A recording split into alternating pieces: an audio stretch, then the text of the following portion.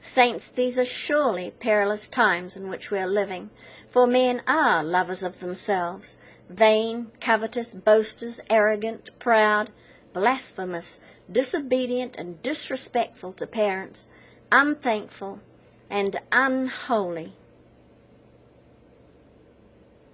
They are without natural affection.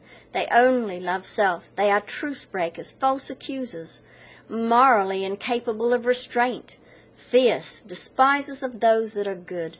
They are traitors, heady, high-minded, lovers of pleasures more than lovers of God. Arrogance and pride are on the upswing, not just in the world. Even some who call themselves the church are calling good evil and evil good. Yes, these are very perilous times, saints. Have you ever noticed that the further men get from God and His truth, the less reason, intelligence, justice, and just plain common sense they display?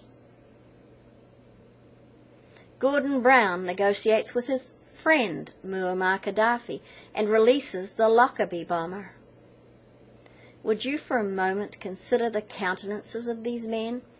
Brown is legally blind and very definitely spiritually blind, and Gaddafi, well, his heart betrays him, and it shows on his countenance. Here the Lockerbie bomber is welcomed in Tripoli by Gaddafi, and they laugh the West to scorn for our abject ignorance and denial of their true intentions. According to the London Times Online, the Vatican has admitted that Charles Darwin was on the right track when he claimed that man descended from apes. God would say, professing themselves to be wise, they have become fools.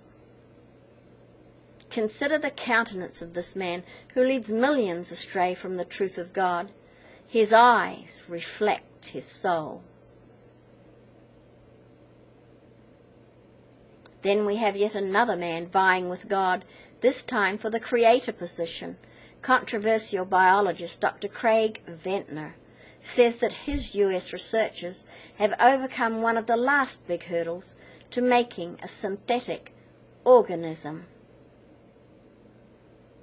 Once again, I would ask you to consider this man's countenance and see the defiance in his eyes. Then we have this man, whom many worship as if he were God, and yet he does not prevent them. He enjoys the adulation. He too would compete with God to have power over life and death. Obama wants to decree who lives and who dies. We have many delusional men who are claiming to be Jesus the Christ. It is as he said it would be in this hour. Saints, we are not to follow after these evil, ignorant, and foolish men. This caption reads in part, "The man, Christ Jesus, Dr. Jose Luis de Jesus Miranda, is coming to the USA. The King of Kings and the Lord of Lords has arrived in America." This wicked man and those like him are oblivious to the fact that they have dug a pit for themselves. Jesus said, "Take heed that no man deceive you, for many shall come in my name, saying, I am Christ, and shall deceive many. Then if any man shall say unto you, Lo, here is Christ, or there, believe it not, for there shall arise false Christs and false prophets, and shall show great signs and wonders, insomuch that, if it were possible, they shall deceive the very elect. Behold, I have told you before. Wherefore, if they shall say unto you, Behold, he is in the desert, go not forth. Behold, he is in the secret chambers, believe it not. For as the lightning cometh out of the east, and shineth even unto the west, so shall also the coming of the Son of Man be. God is angry with the wicked every day. Men have evil imaginations, and truly there is nothing new under the sun. The righteous perish, and the wicked men do not care at all. But surely it shall not be well for the wicked, for they too shall perish, and they shall weep and wail and gnash their teeth.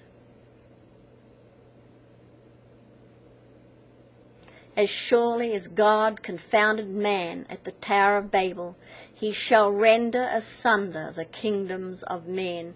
He shall remove their power, and he shall appoint them their portion. Make no mistake, sons of men, God is not mocked. Whatsoever a man sows, that shall he also reap.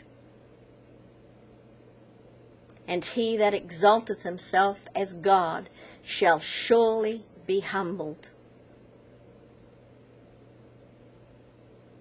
Only a fool says in his heart, I will be like the Most High. Only a fool says in his heart, there is no God.